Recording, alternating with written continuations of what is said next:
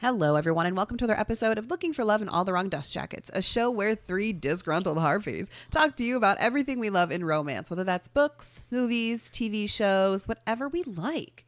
My name's Liz. I'm Danny. And I'm Wiggles. And welcome to the episode. Today we are discussing My Fault London. But before we get into that, I gotta warn you, I gotta let the people know that we are crass and unhinged. We're terribly unladylike. And we're gonna talk about all of the naughty times using all them 4-letter words. I don't see a lady in here. Not a one. Nope. How dare you? Wiggles, do you want to tell us about My Fault London? Surely, I can tell you some things. What's the facts? The facts are these. Oh, that just reminded me of one of my favorite TV shows. Anyway, so this movie is based on an Argentinian author's book, Mercedes Ron's Culpables trilogy, which is My Fault, Your Fault, Our Fault, I believe. And it's also based on the Spanish production of the film Culpa Mia. So if you're looking for another version of the same story, you can check that out. That one came out in 2023, so both still very new. It's also the first feature film for our lead, Matthew Brom, and first starring feature film for co-star Asha Banks, who is Noah. And then also it was directed by Danny Gerwood and Charlotte Flasser, and is their directorial debut in a feature film. So just everybody's green. Everybody's doing it for the first time. So yeah, I would say check the source material out. Other than that, there isn't a ton of fun facts out there about it. So Danny, what's this movie about? So this movie is about Noah.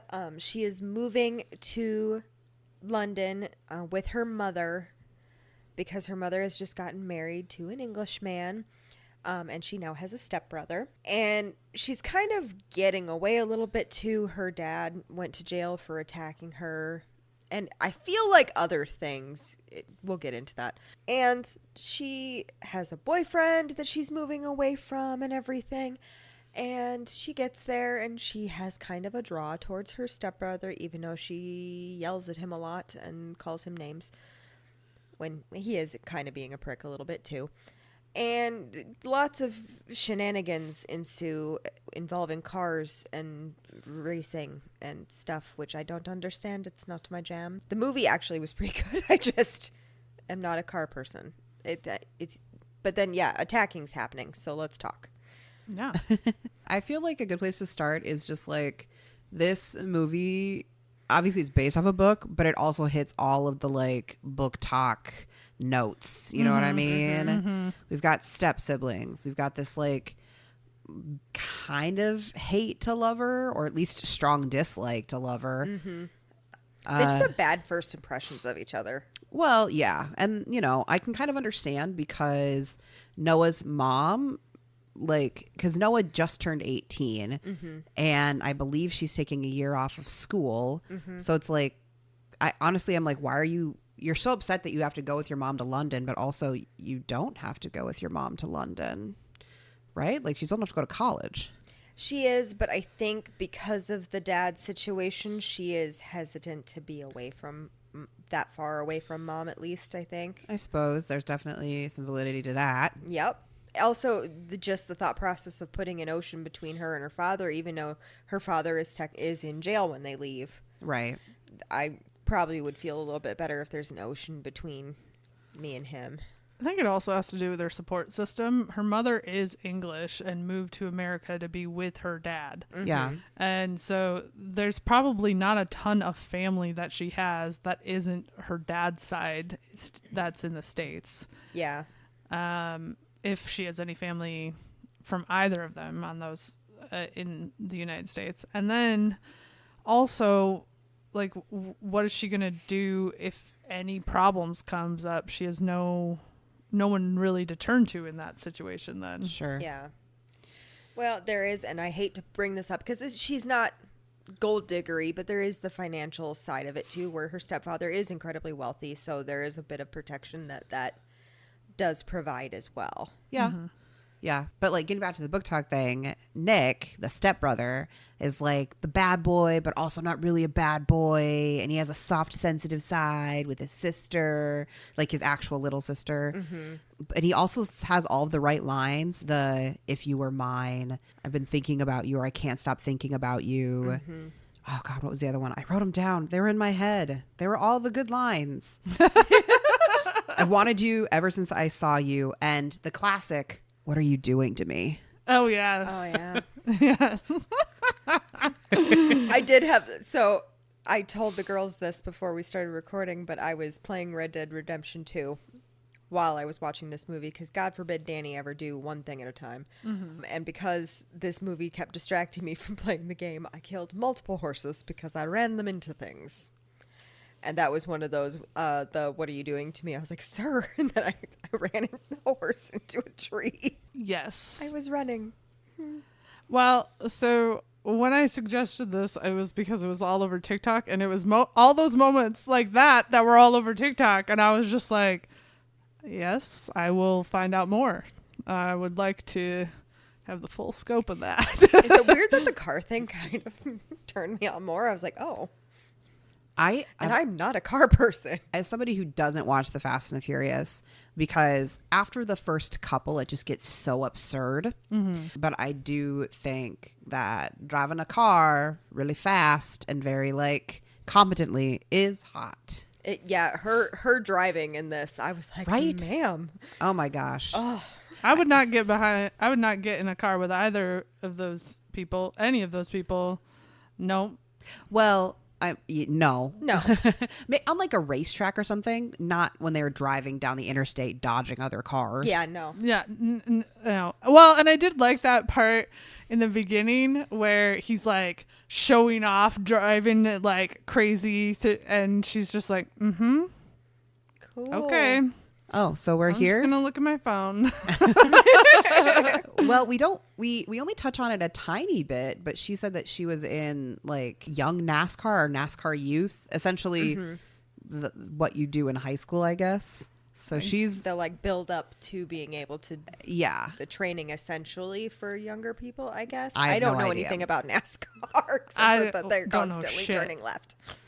Yeah, I have no idea. No, I also appreciated that the new friend she made, that she's like, NASCAR youth or whatever it was, and she's like, no, I don't. No, I don't know. I don't know what the fuck you're talking about. First of all, you're in the UK. We don't fucking watch NASCAR. Second of all, what the fuck are you talking about? I adored her new friend. I don't remember what her name was. Jenna. I knew it was a J name. Jenna. I adored Jenna because so really pretty shortly after she arrives, she finds out that her boyfriend at home cheated on her with her best friend. Classic. Classic. And she got pictures of it sent to her by an unknown number, which I'm assuming was actually her father. We never get an answer to that. No. But he sent unknown messages to her later on, so it's kind of implied that it was him. Which is super creepy. Right? Yeah. But also, let's talk about the boyfriend. Because Dan. The fact that we are supposed to believe a girl who looks like that and has all these skills and appears to be fairly smart and has functioning eyeballs went for that man, that little turd nugget in the form of human shape.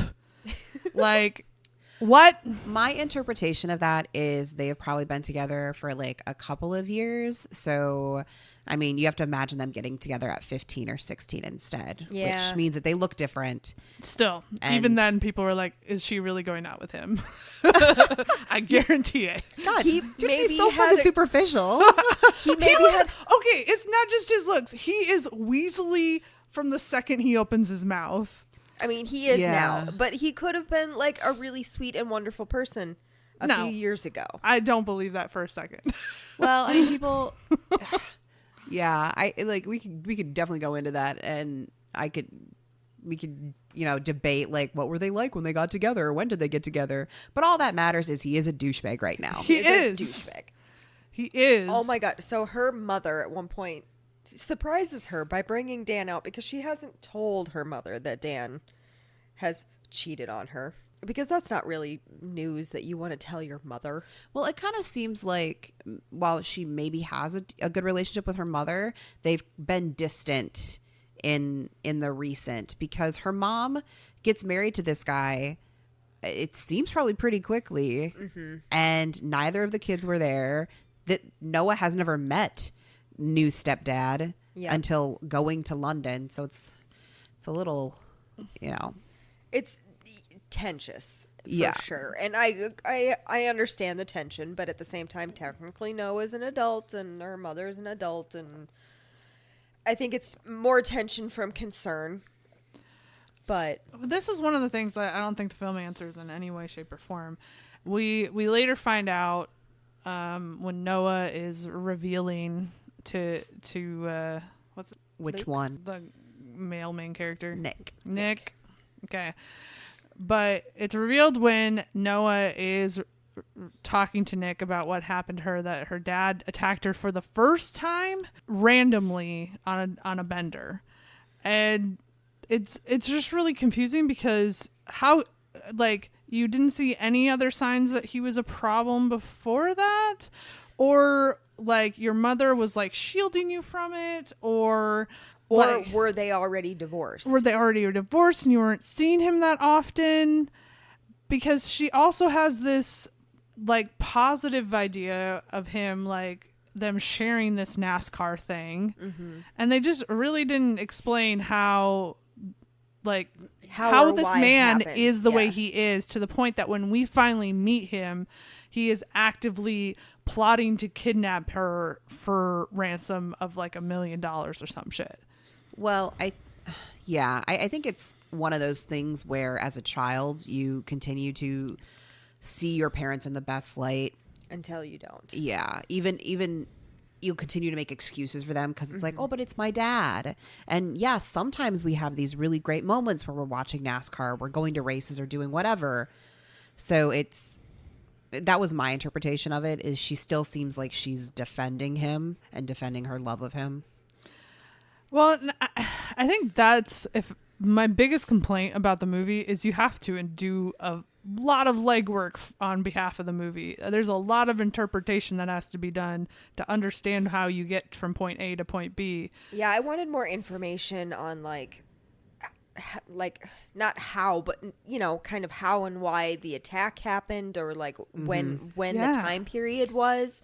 Were her parents divorced? Because it doesn't seem like they got divorced because of the attack. I think maybe it was she went to visit him custody situation. We don't know. Yeah, we don't even know where she was when she was attacked, other than it looked kind of like a closet.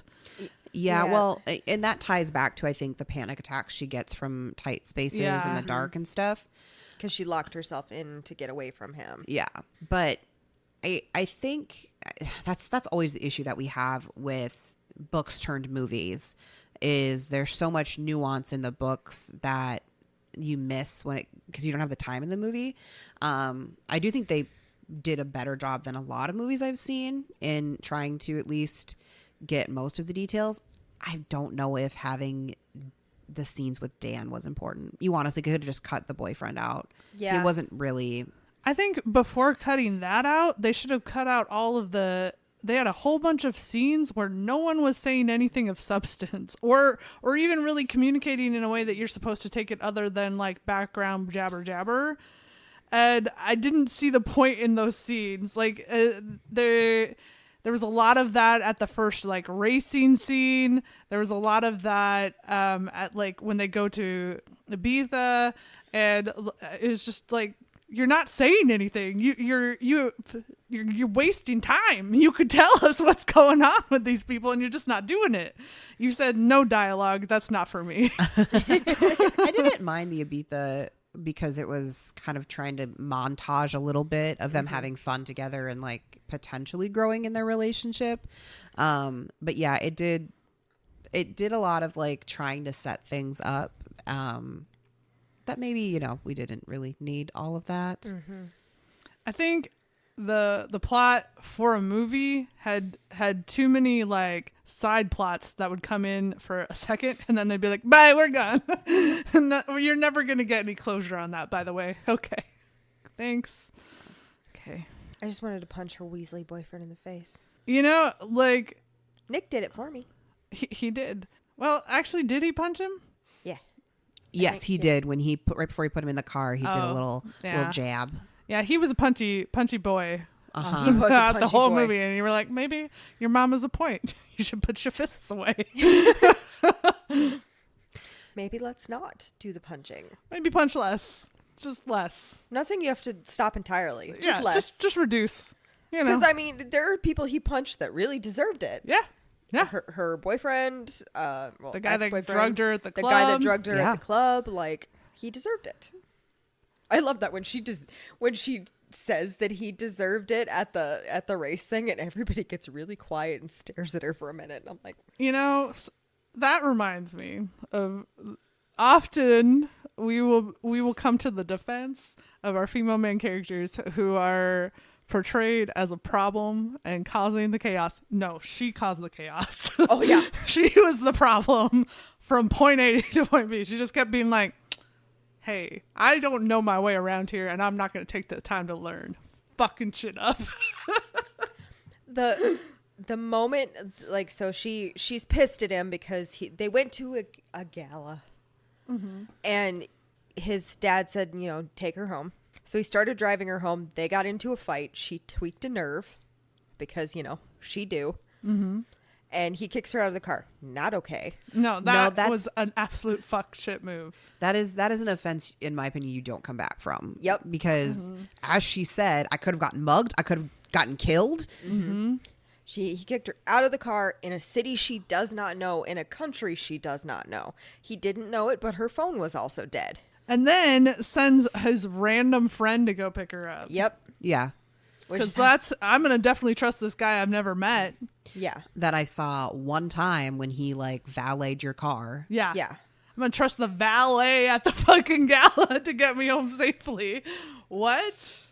I wouldn't have gotten in the car with him. I would have been like, fuck it. I will figure this shit out myself. But okay, but like Yeah, I know. she had no way to figure it out. Like the only thing she could have done is maybe hopefully walk to like some place that was open and explain the situation and hope they'd let her Charge her phone or something. right. But then she charges her phone. She's not in America, right? So what do you do? Call mom. That's about it. Yeah.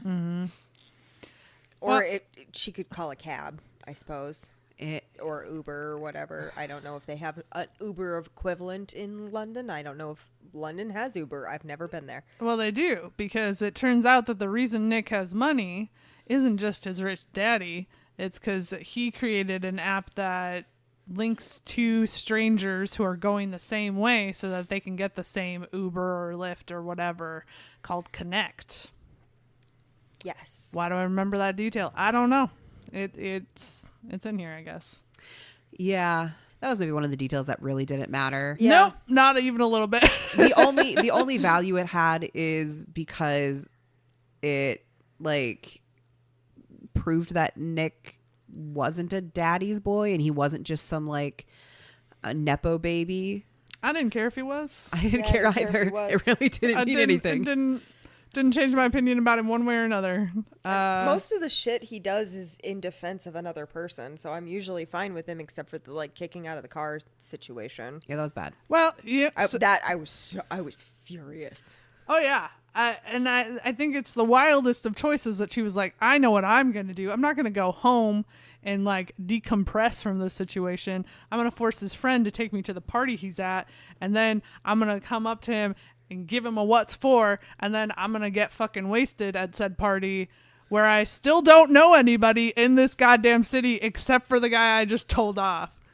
It's a choice. Well, Well, she didn't plan on getting wasted. She had It's true. one beer that Well- was drugged. she did not probably plan on getting drugged. She did aim, I think, to drink quite a bit. The second he handed her that beer, I was like, baby girl, don't drink that. Right? Yeah. Yeah. Like, and I'm not victim blaming. But you're raised in America and you haven't had that beaten over your head. Yeah, don't drink that. You didn't open that. And he did a weird, like, jostle with the bottles that I was like, don't drink that. You don't know this man. But that's what kind of like started the whole, you know, thing with Ronnie and Ronnie's friends. But I guess the one thing about Noah, especially in that situation, is we realize how impulsive she is, or kind of how much of a shit stirrer she is, like Nick. So I guess they have that in common. They do have that in common. Yeah. She does like to stir the shit, like when, you know, they're going to race. It's a big deal, apparently, in London. They're going to actually race, and while nobody's looking, she jumps in the car. I'm like, oh, you bitch. I love it. Well, apparently, like, in the U.S., when they say they're going to race, they actually do it. I don't know anything about car culture, so I'm taking them at their word. Yeah. And in the UK, they just, like, spin around in a parking lot, is what Jen says. Right. I mean, there are drag racing is a thing. It's a thing. Yeah. A very illegal thing. It happens in this town. That's I true. don't even... I'm always blissfully unaware of it happening. I am as well. I'm just like, I could be like walking down the street and there could be two people who like take off at a light. I'd be like, they should slow down. I am not blissfully unaware of it. In fact, I see it quite often while driving home from recording this podcast. That makes sense because there's a lot of shit noises that are outside this apartment complex. There's that, and then also we have a very long main road that I drive down to go home. And that is a particularly good one for that one. There's a very long main road that's to the east of me. That highway that happens a lot on. I guess I don't drive very much at night, so that probably helps. I will say this: I have not like run into it. I just know of it because I'm in the underground. You're in the... I'm in that culture. You mean Jacqueline? No, actually, this came from Pap. Yeah. So when Noah decides to get into the car, though, and decides she's going to race, at no point does she check in with anybody to find out if that's going to be a choice that will be looked on positively. Right. And she fucks things up for him hard. so bad. Like, because didn't they already have the confrontation where he's like, you punched my friend, and she's like, you deserve it. Yeah. Which already made that worse. No, that happens after the race. Either way, she doubles down then on the bad choices. And like, I guess she races a good race. I don't know shit about fuck. So we're going to say go. It looked cool. Yeah. Well, she beat the other guy. Yeah. So. And that's what's important. By the way, this is how we know that Danny's getting old, is they're coming to the end of the race, and I was like, there's so many people standing there. It makes me nervous that they're coming in hot like that. I thought the same thing, though. I I was know. like, I would not be standing right next to where those cars are coming. No. Not a chance. Like, I know there's a lot of cars around it and everything, but I'm just like, that gave me so much anxiety. And I'm like, wow, I've gotten old. I never used to think about shit like that. I just don't know what Noah thought the outcome of that was going to be. It definitely feels like she was purely driven by, well, I can beat this motherfucker. Let's go. And it's like, okay, that's not going to end well. No, and I almost wonder if, because she is a little bit of an adrenaline junkie, and because she was already pissy because she had found out about, you know, her ex and everything. Well, Yeah. he wasn't her ex at that time. That's the night she found out that he had been cheating on her and everything. I think she was just looking for a thrill. At the same time being like, I can beat that motherfucker, because they were saying Nick couldn't. Well, and I can definitely get the self-destructive attitude of my life just like my life collapsed on itself. I'm away from home. My mom is now with her new husband. I'm in a strange place. None of my friends are here, and now I just lost both my boyfriend and my best friend. And she gave her best friend her car before she left, Yes. which was just bitter to her. She's like, that's my car. a present to her before I left. I'm like, oh, baby girl. I think one thing that is made abundantly clear in that situation, though, is that Noah has absolute dog shit impulse control. Oh, yeah. No.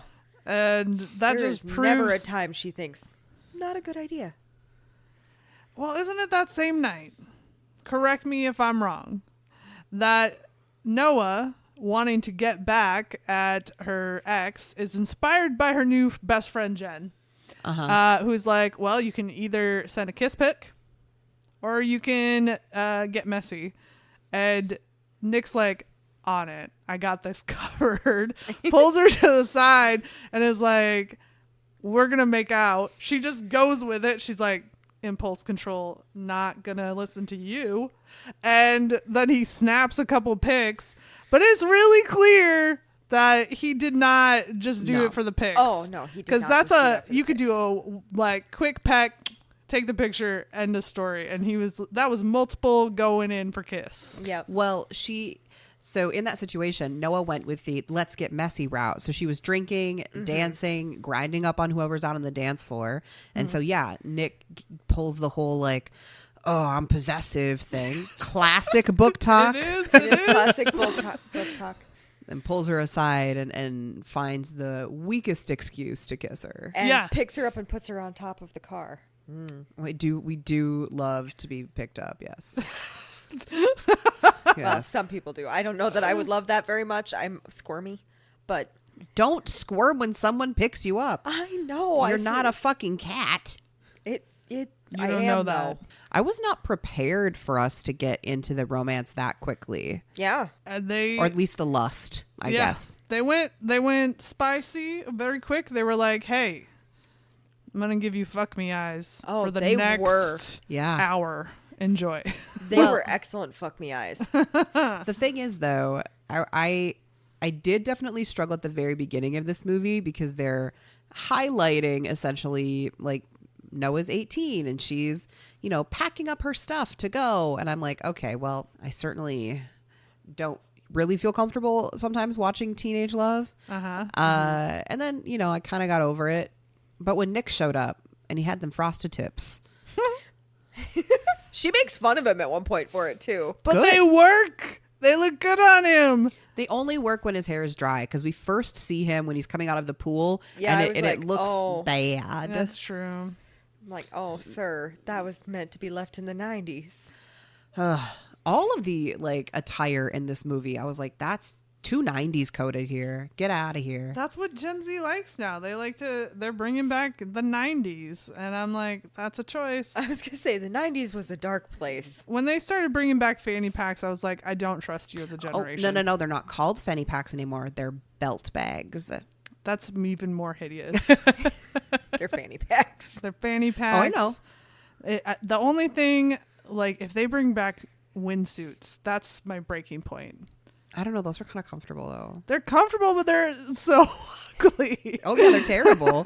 But so are... But if you're going to bring them back, you bring them back with the same obnoxious, ugly-ass colors. You don't be coming in with oh, we've got this. No, you have to wear the teal and purple yes! combo. Yes! You got to wear the navy blue with the neon green stripe. Yes. Don't you commit or you don't get it at all. Well, it's like the low-rise jeans that they're trying to bring back, and it's like no. Over my dead body. Over my dead body. Well, no, they're not actually bringing them back. They're like mid-rise jeans, and they're like, look at our low-rise jeans, and We're I'm just like, like, no. bitch. You don't even know.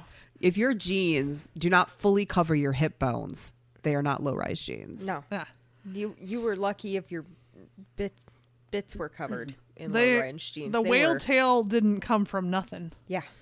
Yeah, you specifically were. I didn't because I didn't wear those either. They drove me nuts. and yeah, I couldn't. No. I already had I enough tried time. and I hated it. I really hate having to constantly pull my pants up, and that's the effect of those. Yeah. So, I'm like, give me the mom jeans. I don't care. I want the high-waisted. I want the ones that come up here to your tatas. I want to eventually have pants that I can just put over the tatas. Those are just called sleeveless overalls, Wigs. It's a romper. have sleeveless overalls? Well, I guess, yeah. Sorry. It's a romper. Yeah, it's a sleeveless romper. Yeah. Those already exist. Yeah. Just buy that. No. No, it's not going to be that classy, Liz. It's going to be sweatpants hiked up over them tots. And I'm gonna enjoy being that old lady in Walmart that people are like, dear God. Aren't we already that old lady in Walmart? I don't have my sweatpants over the tits yet. Up to sometimes, but over, I'm not there yet. They don't on the hang day that for low me. yet. I can't get them in there. Okay. Back to this fucking movie, you two. Yes. So Get it okay. together. So while we're on the topic of fashion, I can't believe that they like emphasized her getting out of the car with that one like shoe stop with the ugliest fucking 90s ass shoe with this like chunky heel and this man shoe front with the goddamn gold chain on it. And we were supposed to be like, she's a fashionista. Look at her. Stunning. What? Some of her clothes I actually kind of liked. Some of them were cute. That wasn't it. No. No. I was like, that's not the moment you were trying to have. I just don't understand how at the very beginning when she's going to that gala, and it is pointed out that she is dressed inappropriately for the gala because she's wearing a dress that's like, it's like a club dress. Yeah. But That thing barely covered her cooch. Cocktail Right? at best. and this again reminds me that these people's version of 18 and the 18 that I was were not the same. No. Not the same. No. It's like when you watch like One Tree Hill or the OC and you're like, that wasn't me. That was never me. I was like, teen me was like wearing whatever activity t-shirt and a pair of jeans and some dirty sneakers, not like these like cute mini skirt, like crop top, like perfectly done hair moments. No. No. I honestly, and this is the weirdest thing, I have entered my dress era now. I am 37 years old and I still don't wear like super short dresses and have my hair all done. I'm just like, ooh, this is comfy. I wish I could be comfy in a dress, but sadly they don't like me. I don't like them. We beefing. I have to have gotta- shorts on underneath. Yeah, I gotta have my shorts on or tights or whatever the vibe is, because otherwise The chub rub is real. it is. Oh man, it's so real. Anyway, this movie. Yes. But like even her like cuter looks, they were also very 90s. Like her racing jacket felt very Yes. 90s. A lot of her tank tops had a very 90s look to them, But they were kind of crop toppy too, which was not overly 90s. but also was in the 90s. Yeah. And his clothes were too, because he had like the kind of baggier jeans. Yeah. And I'm just like, oh no, this fashion can't come back. We need to leave it in the past. Yeah. Got to put your behind in your past. Thank you. You're welcome. But fashion choices aside, I don't hate the fashion choices that they made overall, because I don't know if you guys noticed, but there was definitely a color scheme happening. Yes. Yes. Yeah. That I liked, that was very like white, red, and black, and gave kind of that racing vibe that I thought was kind of cute. There was a visual tone to this movie that I found very appealing. I did Yeah. too. From there and her fucking up everything for Yes. him, they go back to the house, and that's when they're like, okay, maybe we're gonna be flirty now. We're gonna do some things. We're going to chat. The one thing I don't feel like I ever could say with all honesty that I understood from the movie was whether or not they ever actually gave a shit that they were step siblings. No, it didn't seem to matter. It came up a couple of times when their friends Jenna and Lion were saying, you know, that's a little messy, but also, I mean, be happy. What does it matter? Yeah. And then at the very end, when their parents kind of start getting the vibe that they're actually, you know, doing the deed or Yeah. being together at the very least, and they're like, oh, that might be a problem. Well, yeah, because his dad says something about, I know they get along, but you don't think they're, and she's like, that would be a problem. Yeah, it would be. But would it really? Because that's the thing that like is in my head. They're both 18. They both just met. The only, I guess, problem is if they get together and then break up. And so then there's like a strained relationship in the family. Yeah, I mean, it's odd, I'm sure, but at the same time, like, they weren't raised together. Right. They're strangers. They're strangers, essentially. So, I mean, and they're not blood related in any way, shape, or form. It's just a little odd that their parents also be fucking.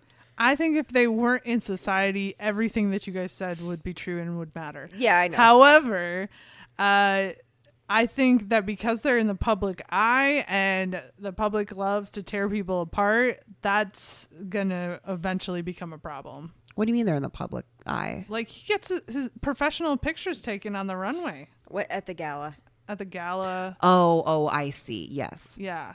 I get the impression that his dad is kind of a bigwig of some sort. He's the head of his own company too.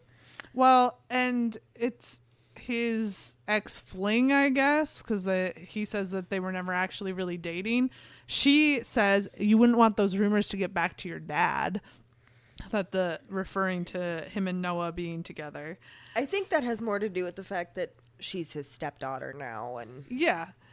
But and that was one thing that I never understood on either of these counts is why does Nick's ex-fling and Noah's ex-boyfriend, who both have figured it out, have been like, ooh, I'm pretty sure those two are getting down. Why do neither of them say anything? Because no one gives them any reason not to. Nick fucking punches him in the face, gives him like $1,500 and sends him on a plane. There's nothing to stop him going home and telling everybody, guess what Noah's doing? Her brother! Well, especially because Dan, ex-boyfriend, has a picture, right? The picture that they took to send and like make him jealous. Mm-hmm. Now he has evidence. Yes. yeah. And there's literally no reason for this bitch he was dating before not to be like, I'm going to tell everybody that you're fucking your stepsister. And nothing happens with that we know of. Maybe if there's a sequel. I'm just saying I don't see how there were no consequences. Maybe you have to read the book and find out, because didn't you say there was 3 books in the series? Mm-hmm. Are they? Yeah. I don't know if they're like actually sequels in the same story or if they're different characters. I don't know. Right. I would have to read them to find out. Yeah, the step sibling thing really didn't play in too much, other than the fact that these two are now like forced to be around each other. Yeah. Their parents seem pretty hands off. Yeah. Mm-hmm. Yeah, they kind of just fuck off a lot. And I'm like, I understand that you're trying to like get them to know each other and everything and get along, but you put a lot of effort into being like, hey, take her with you. I thought that was really weird that when Nick went to go see his mom and his little sister, who is not his dad's daughter, so his half sister, that his dad was like, take Noah with you. It's like, what? Why would he take... I thought that too. Yeah. I was like, why would he take her with him? The only thing I could think is one of two things. His dad is still really trying to get the two of them to bond. I don't think that's the reason. The other reason is at that point, we've, I think, already started to see that detective around, but you don't really know what she's doing and what her purpose is. Sure. I think they already knew that her father was out of prison. So why are you sending her off then? You should be like having her under like protection and monitored, not off to the country with... Yeah, why are you sending her? Because like they have a head of security who, by the way, the few times that we see him, I fucking love him. Yeah. When he like tells him to take Dan away, he's like, my pleasure. I'm like, oh, you already are like, this is one of my people. You don't get to mess with my people. Well, Dan is super douchey, as you've already said, and also he wears really stupid graphic tees. Yep. And I did find it really funny when they burned all of his t-shirts. Yeah. I did find that funny, because also the best one is the Ferris Bueller one, and all the ones that they burn afterwards, I'm like, it's not even a good t-shirt. I was gonna say, that was so dumb. What were you... I think it was supposed to continue to highlight the difference between Dan and Nick, whereas Dan is still kind of like goofy 18-year-old high schooler, and Nick is like, I've sold a company, I've made millions, I'm kind of almost an adult. I mean, like legally an adult, but like more towards the adult side of You're things. learning to be an adult more. Yeah. See, I didn't understand why would they send her away if they thought this was going to be a concern? I'm guessing that they assumed that her dad wasn't in England yet, or maybe he was. I don't know. And it's very possible that they were just trying to keep her distracted and not, aware of the situation. But that is entirely the wrong approach to take. She needs to be aware of the situation so she can keep an eye out. And I don't know, maybe they thought because, she was with Nick that it wouldn't be an issue. But we all know he doesn't make good choices either, so... Well, she's going. I think the idea is she's going out of the city to go to at least what seems to be a more rural area. So harder to find. Yeah. The likelihood of her dad knowing where Nick's mom lives is very low versus his dad has this fucking mansion and everybody knows who he is, right? Yeah. But then he also sends them away to Ibiza. Like, that's his idea. Yeah. So I guess, that kind of does track with the idea of he's just trying to get her and them away from the situation. Well, and my other thing is okay, so yeah, maybe if you are trying to get her away from the situation or whatever and not to distract her and to distract her everything, you sent your child and your stepchild to where his little sister is. Right. So you could potentially be bringing danger to Nick's mom and a child that seems to be somewhere around 7 or 8-ish. Yeah. Well, I wonder if they didn't know that he was in England at that point. Well, that was my kind of assumption is they've been tracking but they him. knew he was out. Yeah. And didn't want to freak her out. I think maybe they lost track of him, but didn't think that he would actually be able to get on an international flight. Because he shouldn't have been able to. Shouldn't have been able to. Well, the other thing, too, to pick up on is the detective that's talking to him, she had an American accent. Yes. So that was like an FBI agent or something. Which makes me go, so what did he do? Because I know. It can't have been just because he attacked her. No. I'm guessing that was the one thing they could pin on him. Maybe it was like organized crime and they could never actually pin anything. And then he finally fucked up obviously majorly by attacking your daughter, but that could get him behind jail for a little bit. That makes more sense. But that's what I was constantly, I'm like, because here's the thing. Like, yes, attacking her, horrible. But that would not get this attention. Well, fuck no. He probably wouldn't have even gone to jail. Yeah. Because that's the way our justice system works. Yeah. Well, and the other thing, too, is her dad already has Ronnie working for him and Ronnie's like crew, which means that was probably an existing relationship, or her dad had enough existing relationships to essentially hire these people. Right. Yeah. So he had to have some sort of connection somewhere. It can't just be that he attacked her, that he went to jail. And that I would have liked more information on because it didn't make sense to me. No. As soon as she gets kidnapped, everything, they're like, the dots aren't connected. You just jumped from one to the other. Like, help me help you explain this to me. Yeah. Everything up until the kidnapping, I was like really following, and I was like, oh yeah, this is going great. Honestly, not too bad for a movie based off of a book. And then the kidnapping happened, and I was like, oh, this is like when you just shove mafia into the end of a book, and you're like, you didn't set this up at all correctly. No. Yeah, it confused me. Although I will say, so she gets kidnapped. He realizes because Ronnie steals his McLaren at one point. Yeah. So he's like, oh my God, I can GPS the McLaren. And he goes on his own, which is stupid. Why didn't you just get the cops to go? But, movie. Yeah. Well, he told the cops, but, He told the cops, but he also still went. Because when you're 18, you think you're invincible and you It's can true. do anything. Yeah. So he's fighting Ronnie. He gets stabbed. They're still fighting, and he grabs this pipe and just whoop-bams Ronnie right in the face, and he goes down like a sack of flour. And that was the most satisfying part of the movie for me. It was very That satisfying. Ping and boom. I was like, oh, yeah.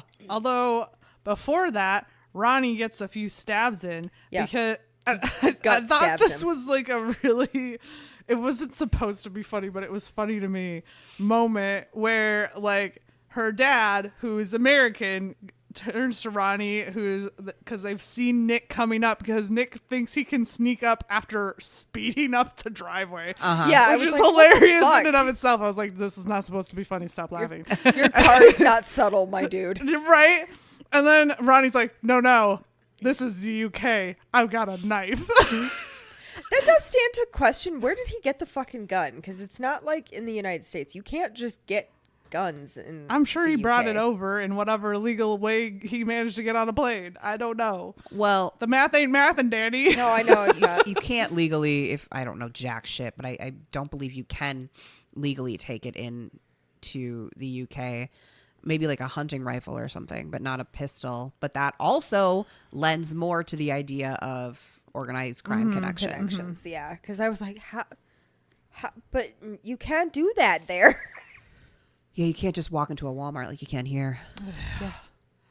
But yeah, I thought that was funny. He was like, UK knife. And I was like, okay, this isn't funny. It isn't funny. Oh, I thought I giggled. I giggled. I giggled. I think it was meant to be a tiny moment of like tension relief. Yeah, I was like, The only thing that could have made that better is if the knife that he pulled out was multichrome.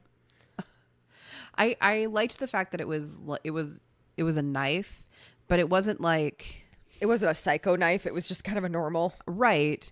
Also, the part that made me laugh a little bit is he's dancing around with this knife, being like, "Oh, I'm gonna cut you, Nick," and immediately Nick just like bats it out of his hand. It's like, if you're gonna use a weapon, fucking know how to use it. well, it's like the whole thing that makes a knife, especially that size, where you can like flick it out, useful is the element of surprise. Uh-huh. So you can be like, surprise, motherfucker, stab. that's how you do it. And he was like, no, I'm gonna show you my shiny knife. Look at my knife. Well, and he was also like holding it with with his fingers, like at the very edge of his Yeah, fingertips. he was holding it with like It was his like, fingertips. "Ooh, I'm like, no, look you at wrap that around. You wrap your hand around it, you motherfucker. I know that. I have many knives, actually. You know, I've I made never it sound stabbed like I know anyone, but nothing I feel about knives. like dangling by the fingertips isn't the best. It's not. Stance. It's not. But to be fair, Ronnie never really portrayed any level of intelligence. It's pretty clear that he is only acting based off of what Noah's dad is telling him to do. God, he is such a weird motherfucker, Ronnie. His Yeah. talking and shit. I'm just like, why are you doing that? What are you doing? Well, and he also has this grudge because for some reason he was in jail. We don't really know why, but he's like, yeah, you talking to Nick, like, you're some rich motherfucker. You never go to jail for the shit that we do, but I had to do, time. And it's like, okay. Yeah, I mean, I get it. You're not wrong. Eat the rich, but Also, stop getting caught. well, there's a little bit of the liar joke in there. Stop committing crime. yes. Yeah. That'll help. Maybe don't go around like bashing people's cars in with golf clubs. Yes. And attacking people's friends and then breaking into their garage and putting them in their car. Speaking of that That was moment, weird. Like, I think this is one of the first moments that you really see her dad. Mm-hmm. And, at the time we've not seen any pictures or imagery of her Yeah. father Except that we for know like of. a crack in the doorway when he's like the back. Yeah. And so like when you like they connect the dots at the end and they're like it was her dad behind it the whole time. And the whole time prior to that, I was like, who's this old man? Oh no, Yeah. Out with these guys. the entire time I was like, oh, that's her fucking dad, isn't it? I didn't did pick not up on make that connection. I was just like, so we're never going to explain the old dude hanging out with these 20-year-olds? I knew instantly. I was the second that they because they kind of point out when they first get there that like they have kind of a buku security system. And she said something about he can't get to you here. Right. And I was like, all right, let's go back to that. Because, Danny's little true crime ass was like, ooh, tell me more. I didn't pick up on that. I just was like you, like, who's this old man? But then when they revealed that it was her dad, that wasn't really a surprise. It was kind of just like, oh, yeah, okay. By that point, you were like, yep, okay. But I had moments of looking back going, I'm pretty sure Noah, like there were, at least the way the camera angles made it seem like is that she had seen him when they were in the like fight club area. I think she was too focused on Nick. I guess I get that, but also I imagine it's your father. So we talked about it before. You do have a little bit of an instinctual connection with people that have been in your life to be able to kind of sense them or know that they're there. But especially if you have this ingrained terror for that person. That is true. I mean, I know I see you guys in a crowd very easily. I pick up on you instantly. So I can also understand where you would instantly see him and be like, the fuck? But he was at the gas station when they got attacked. That's what I'm saying. Yeah. That's like one of the first times that you like really see him like full face, not hiding anywhere.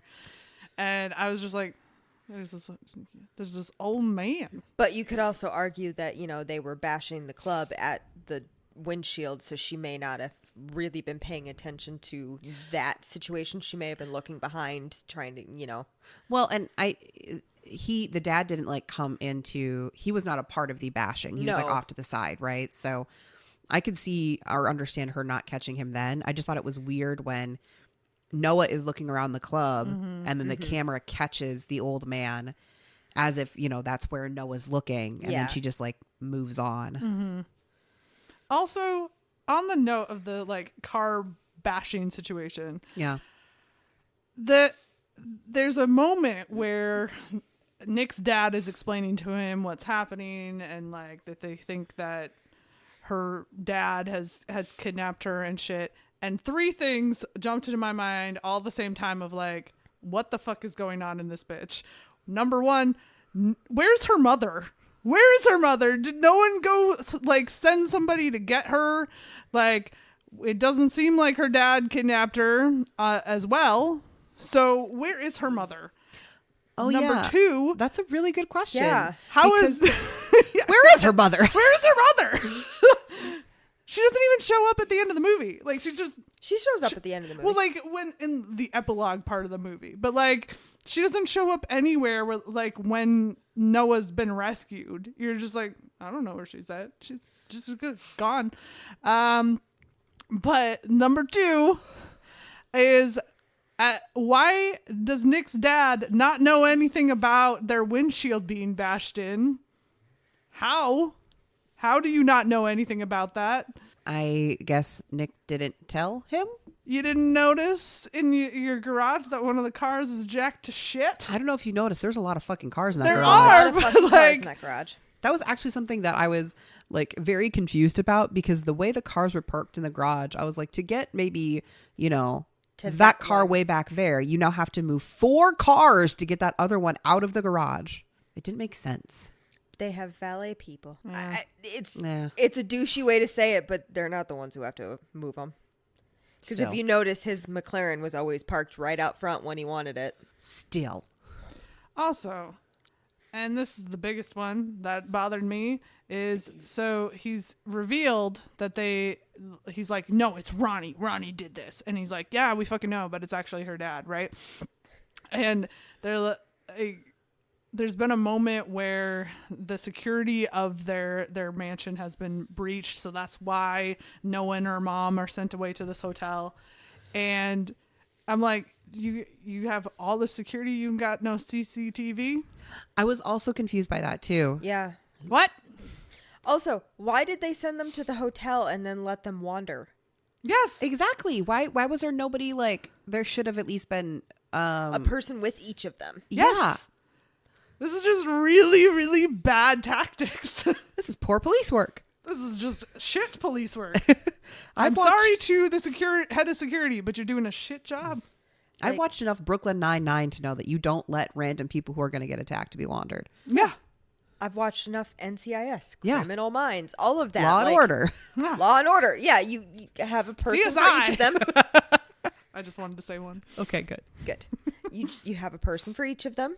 Yeah. That way, if one person says, I'm going to go to the spa, and the other person says, I'm going to sit in my room, they have a person sitting outside their room door. But also, you don't let them wander. You tell them you're staying in your hotel room. If you need anything, let us know. Mm-hmm.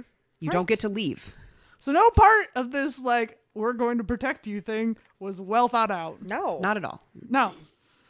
And I think the movie doesn't work with it and doesn't quite work without it. So, you know, you just run with it, I guess. Yeah. Yeah. I think by the end of the movie, I was just so wrapped up in the like, what the fuck is kind of happening right Yeah. now? Mm-hmm. Yeah. I wasn't confused. Well, like I yeah. knew what was happening, but I was just like, this is such a intense like jump in stakes here. Up until now, it was like, oh, we're just gonna. Oh, my parents are going to find out that I'm fucking my stepbrother. Right. Yeah. And then there was the Ronnie thing, but it was just like, oh, I'm gonna have to go fight him. Also, as an American, Ronnie was not the name to go with. I understand that in the UK that probably makes more sense, but all I could think was Shy Ronnie. SNL broke me. In general, the names were interesting, right? So Noah is traditionally not a female name, which is classic. I don't know when the book was written, but that's very classic 2000s of being like, we're just going to take like a really unique and fun name to give to her. Mm-hmm. But then one of the friends was named Lion. I don't know if that's something people are named in the UK. I have no idea. Or if that was just like, or if that's Could be a like last name, too. a And slang they just, name. that could be a last name, yeah. Yeah.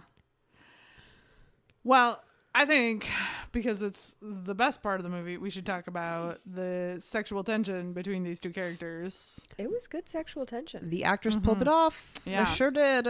Yeah.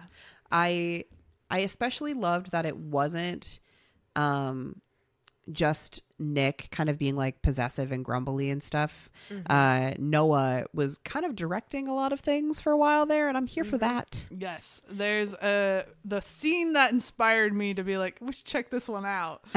Was the one where she wants him to make Dan leave. And so she calls him upstairs and he's just like, what?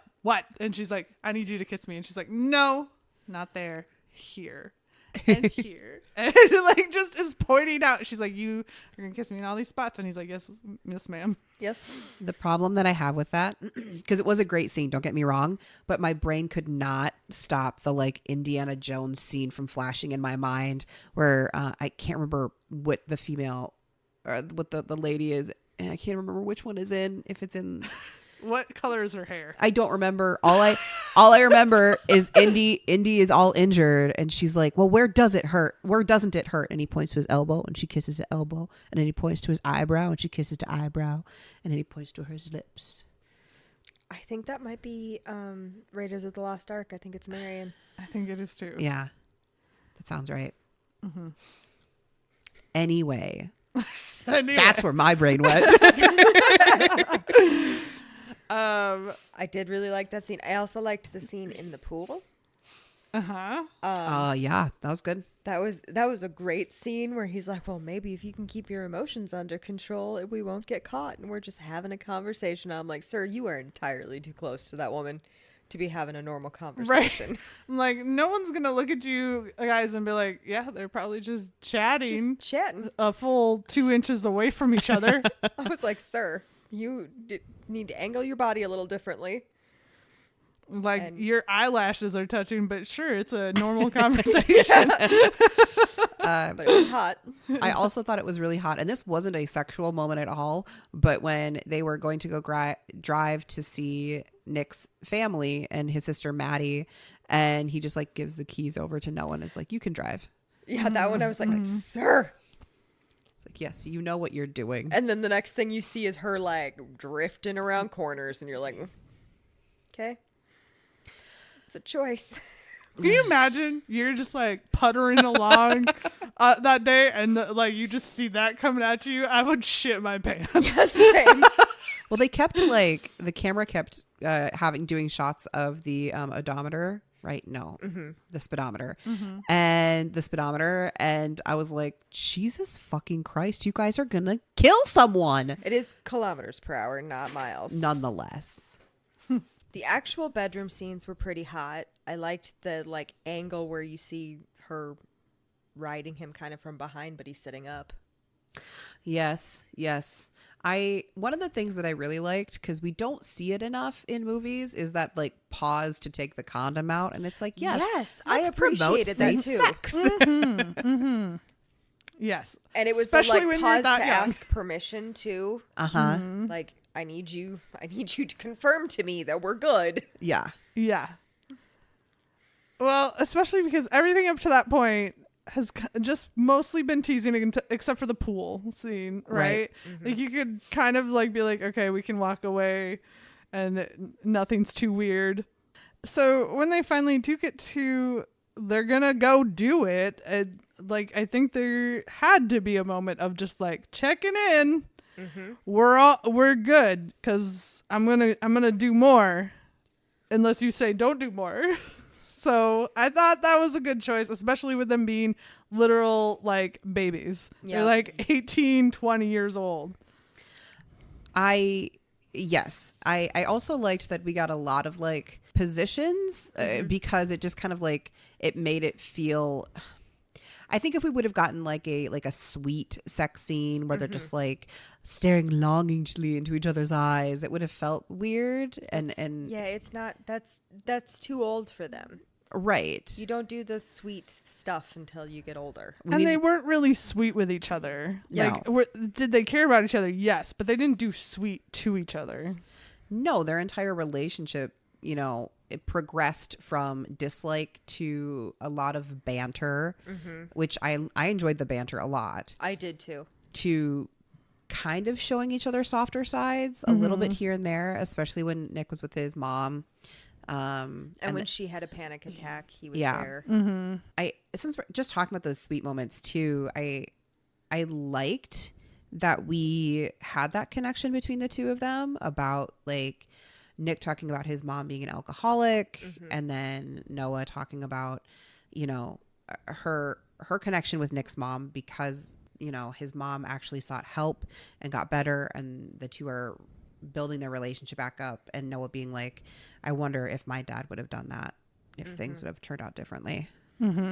Absolutely. And there is that horrifying moment where his ex locks her in a closet essentially, and she panics, and to have him get down on the floor with her and hold her and not fix the situation, but be there to let her know, hey, it's me, Right. you're safe, we're good.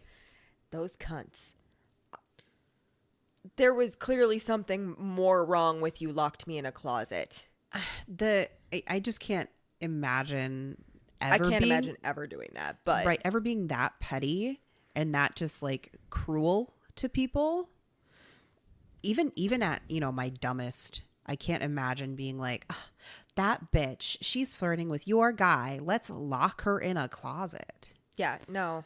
I mean, I'm a petty bitch. I am. But like, if someone came to me with that idea, I'd be like, you're fucked and you need to get something checked out. Because like, even if you don't have any anxiety of being claustrophobic or being in a tight space or anything like that, That's still terrifying. it's still scary because you don't know what the fuck is happening on the other side of that door and you can't get out.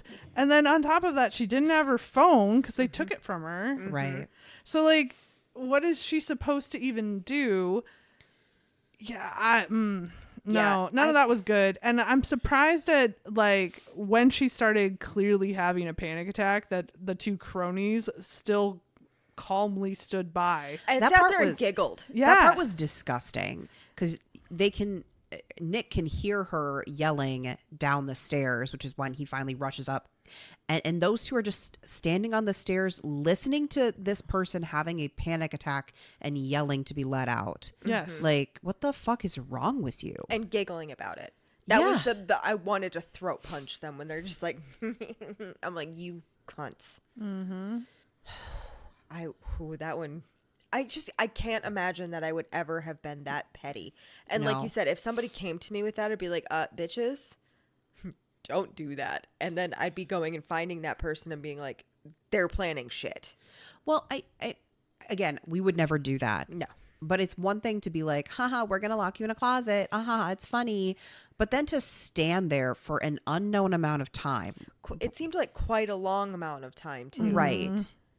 To listening to you like begging to be let out. Like, what the fuck is wrong with people like that? Oh, my God. It's terrible.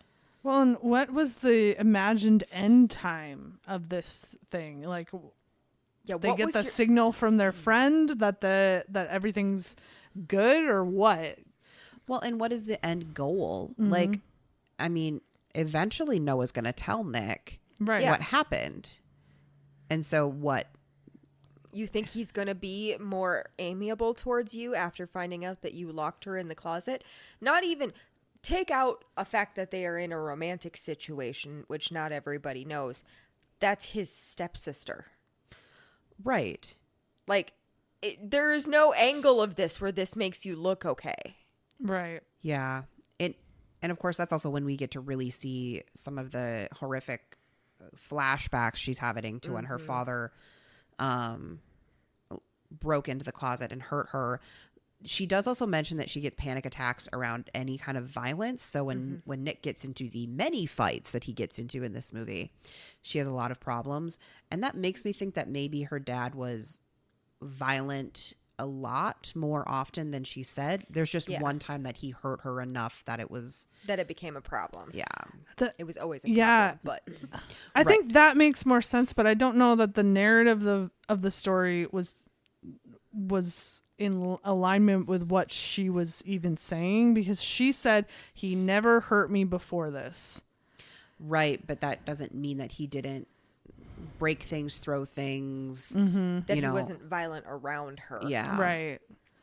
But I think that they sort of put themselves in an awkward position where it feels disjointed. Yeah. For sure. Yeah. Because they didn't give us enough to show that, like, her perception is warped, not her storytelling is false. Yeah, I think we needed maybe a few more flashbacks especially when she was having some of her panic attacks, to tell that story and also prep us for how bad her dad is. And also, like, when her dad showed up, it would have felt like a much bigger deal if, we understood how bad he was. Yeah, it's a lot. It was a lot of, I don't understand why in dad ways, because like if he had just been, I say just with a very light hand here, because that is not, there's nothing just about that situation. But if he had just, attacked and hurt her, he wouldn't be doing these things to get to her now. Right. And for ransom and everything, like that's not how things work. Well, her dad also said something like, I always knew I would cash in on you, or something like that. And so her dad had at least always been using her in some way. Yeah. I think the problem ultimately comes down to, we get almost nothing from him leading up to him being revealed as the dad, and like, Yeah. Yeah. and then once he is there, they give the man like no fucking dialogue except to throw like very cliche evil comments like that out, Yeah. or to like point a gun in her face and say like, drive or I kill him. And you're like, I don't, you neither get from him an emotional connection of father to daughter, or that in any way makes fucking sense. Nor do you get, this is the man who has terrorized me my entire life. Yeah. So it's very confusing, and you just, it's honestly a little bit lazy, and it felt like they were just like, we just want to get this done. Like, we're just done with the movie Yeah. now. Yeah. There needed to be more from him, because he's just like a two-dimensional villain. Yeah. It would have been really interesting to see like a POV from him throughout like the like almost the stalking process a little bit. Sure. Would have maybe been interesting, but I still needed to know more about what actually happened and why he went to jail and what he was doing, because it doesn't make sense. No. And it especially doesn't make sense in the context of what is happening in that moment. Yeah. Why does he give a shit enough to break out of jail, go to the UK, establish a connection with somebody who's just criminally minded in some way, shape, or form, or if, like you said, the theory that it's mafia or some kind of organized crime, then terrorize his daughter and stalk her, only to kidnap her to try and get ransom? Like, either this man has some master plan that none of us are understanding, and he's playing chess while the rest of us are playing checkers, or none of this fucking makes sense. Yeah. Well, I don't think he broke out of jail. I think he was released. I think he was released as well. That's still. one part of the puzzle solved. That's I think that, and that also causes confusion with why is some American detective following him? right. Right. So he must be a much bigger player in some arena. Yeah. And I don't think it would have been a detective either. I think she had to have been FBI. And that's confusing because he said Nick's dad called her a detective. Yeah. So brain goes to, oh, this is somebody in the UK police, but she had an American accent, which makes me think that she would be like FBI following him. Yeah. That was also very confusing, because then it wouldn't be detective, it would be agent. Look, we don't know, and we're never going to know. It's true. Unless we read the book, and maybe we wouldn't even know then. It's very possible. I will say, going back to what you just said, though, with him being released, going back to the conversation that we had before, how would they not know that he's being released? Like, how would her mom not be aware of that? Because There should have been some sort of alert for the victim. Yes. Maybe they were, and maybe this is all part of the fact that the parents were keeping everything from Nick and Noah. Which is a wild choice, as it turns out. Yeah, not the best choice. Yeah. No. Not exactly parenting 101. But also, her mom shouldn't have been able to, because Noah is an adult. So she should have been getting the alerts too. Yep. But you could also make the argument that maybe they were not given the information now that she has been an adult. Again, we will never know. Right. But it's one of those things that, like, maybe the information wasn't updated to the prison system. See, this is... since she became an adult. That's possible. This right here is my greatest fear with ever, like, writing anything, is that I will write about something, think I know enough to create a plot, and then some fucking person out there who watches an assload of true crime or, you know, whatever, just goes, you've missed the basics here. Oh, honey. You tripped before the finish line, and nope. I think this movie, if you take it with the grain of salt of it's basically a teen movie, it's not so bad. But I liked it. If you try to take it seriously, you will in fact be very disappointed. I think if you just focus on the relationship between Nick and Noah, you'll have a good time. Yeah. Yep. And I think that they could have cut off some of these extra plot points and done just that. Yeah. I think, though, if we would have watched this when, like, what I think the appropriate age of an audience for this is, you know, the same age as Nick and Noah, we would have been eating this up. Oh, at yeah. We would have 18 years fangirled old. the shit out of this Yeah. at 18. This is giving me very much Twilight in terms of the how well was this plan thought out, and how much it didn't matter because you were a teen and Yes. Robert Pattinson was hot. Now I kind of missed that boat a little bit because I was in the book era, perfect was timing. too. Movie era, no. We were book people. I read the books, and then Angela made me go to the first movie, and never again. No, it Yeah. just put a magnifying glass on every flaw in the book, and I was like, "Oh my god!" To be fair, I think this movie is better than Twilight, though. I would agree with So that. there's that. Yeah, I mean, 100%. yes, but I think that it's of that kind of mindset of if you sort of like put yourself back in your teen body, you're like, this is a great movie. Yeah. Yeah. We are not the audience for this movie. No. We are significantly older than that. Yeah, it does make it hard. I will say though, I spent a good chunk of the movie thinking that the main actors, I was like, you don't look young enough to be a teenager. And thinking that they were going to be another ones where you're like, they're like 28 years old or some shit. They are like 23. Oh, shit. I know. I was like, what did you guys, it's almost art reflecting life, reflecting art, reflecting life thing where like now, because we've had so many movies where we are used to seeing 20-year-olds who look like they're 30, that's now like, or excuse me, supposed to be 20-year-olds in the plot that look like they're 30. Yeah. Mm-hmm. Now that's the kind of like makeup and hair and clothing that we put on people because that's what a 20-year-old looks like. And it's like, no, it's not. It's not. So I was a little surprised to find that out.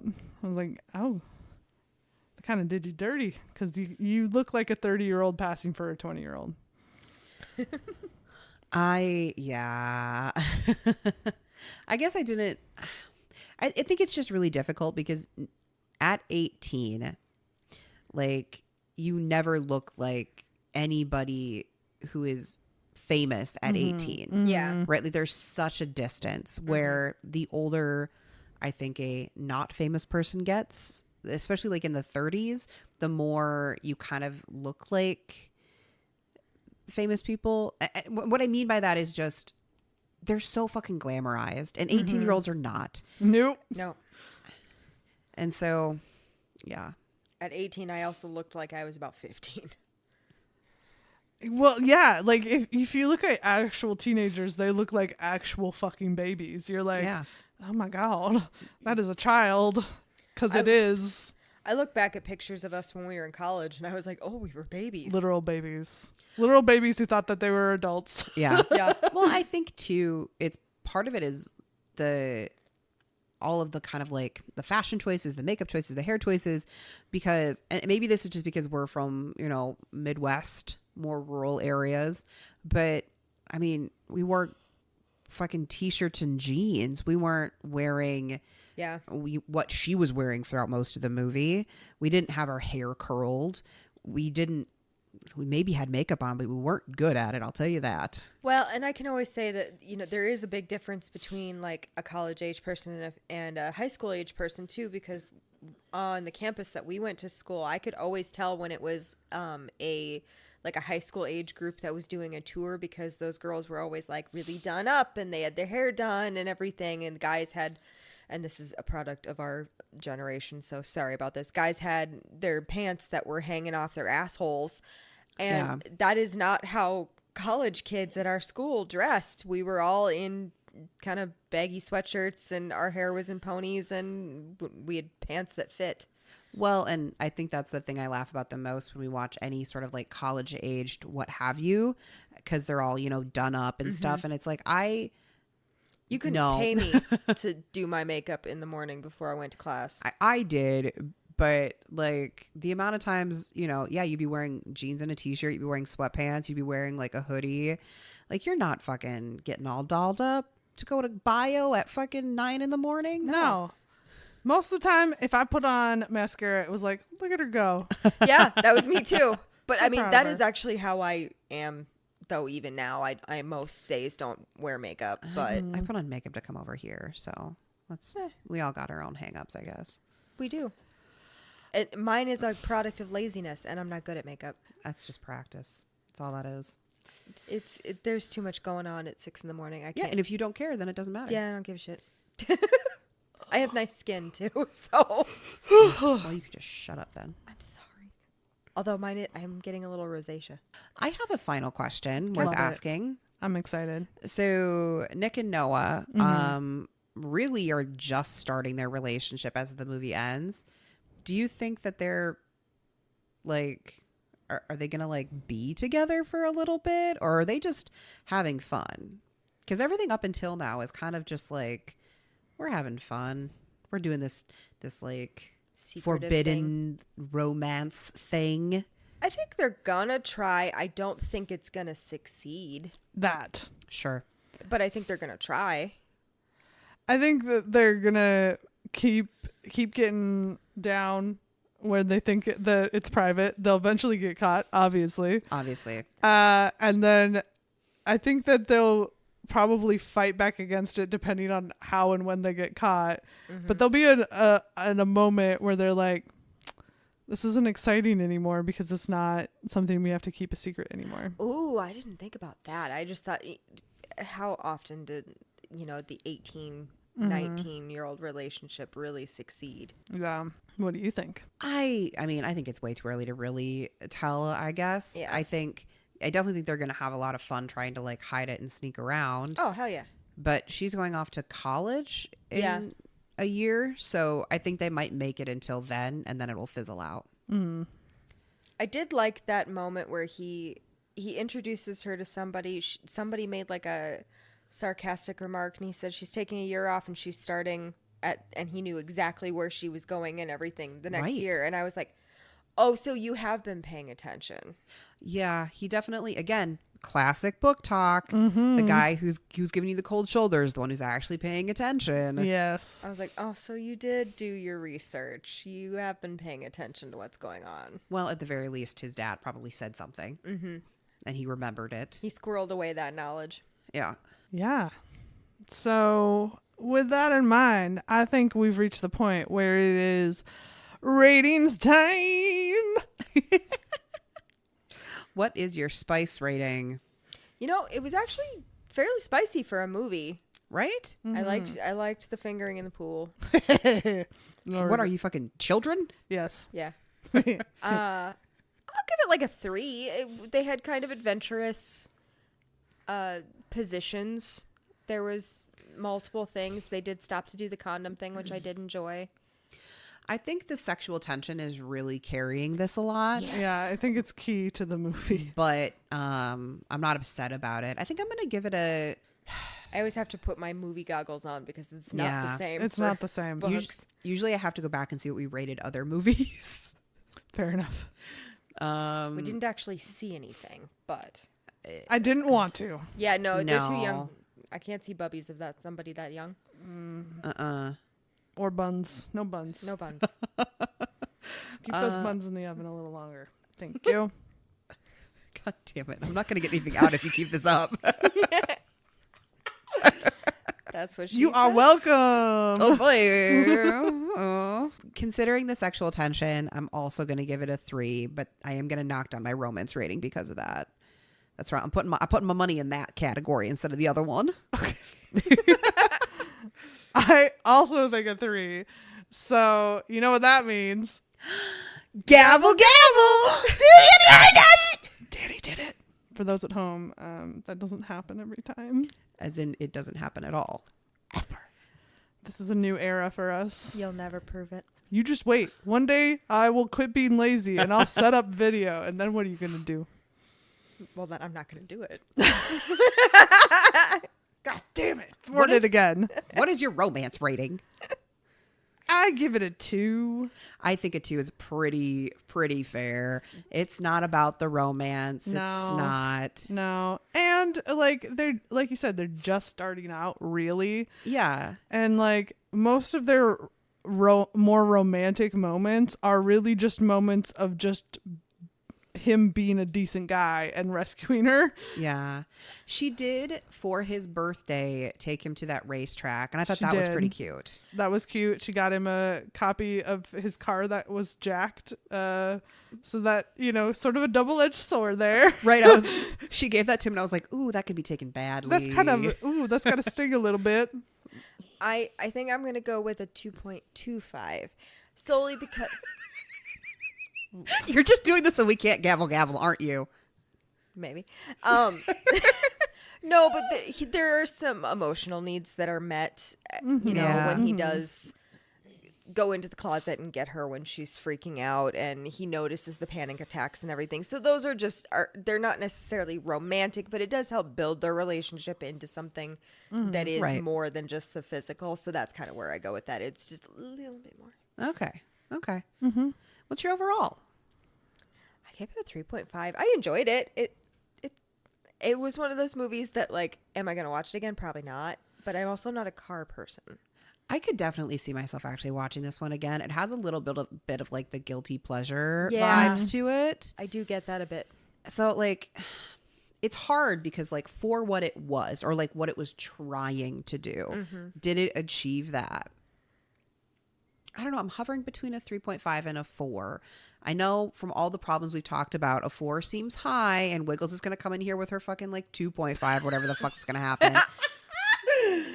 I'm just surprised because you don't rate movies high ever. It's true. I do think that sometimes one of the issues that I have is I can't sit down and watch movies for very long.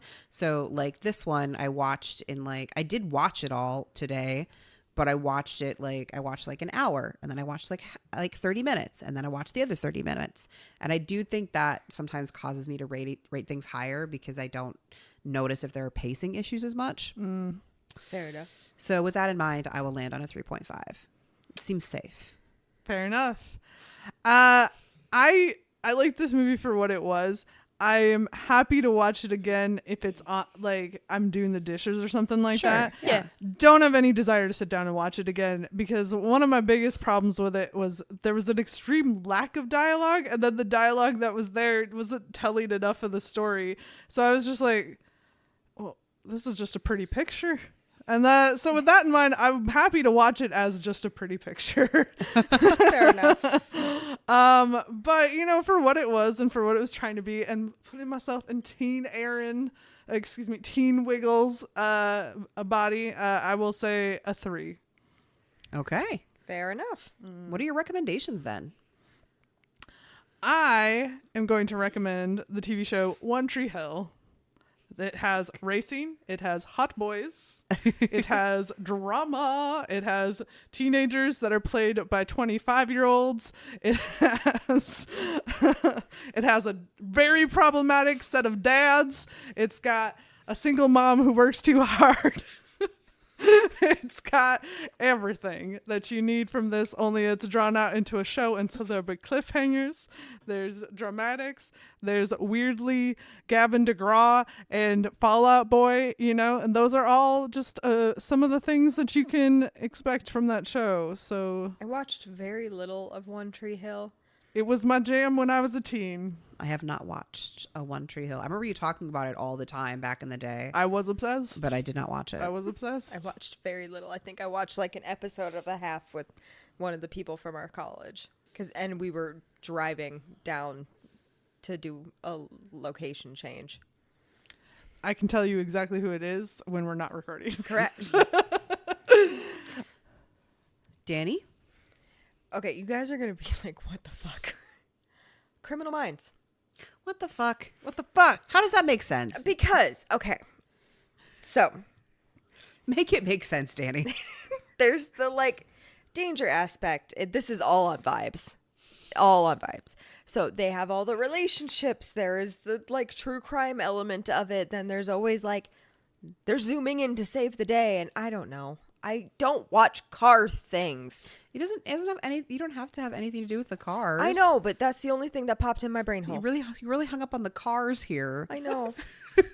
You could have recommended the movie Cars. I do love the movie Cars. There you go. I guess there's that. I am going to recommend the movie Beautiful Disaster, which is based off of the book that I haven't read, so I can't tell you anything about the book. But the movie, it does star Dylan Sprouse. So, you know, if you were like me and watched him when he was younger, you kind of have to reset your brain for a moment. But they're two college kids, and God, hold on, what are their names? Abby is got a problematic dad who taught her how to play poker instead of racing. So, you know, there's that kind of connection there. And Travis, he fights a lot, and that's how he pays for college, is he does underground fighting. And they kind of have this really insta-lust connection, and they make a bet.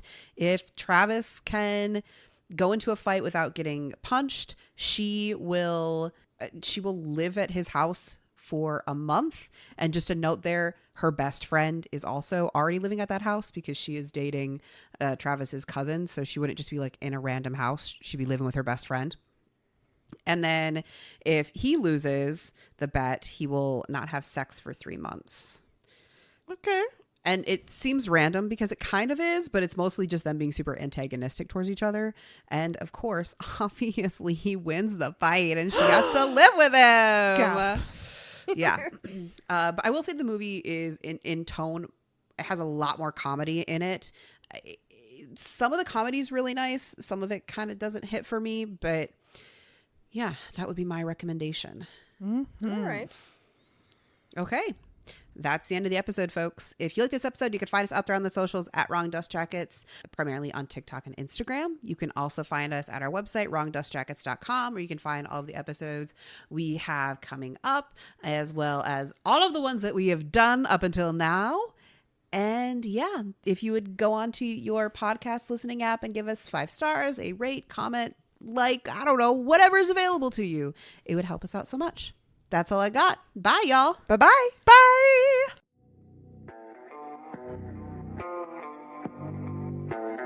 Bye.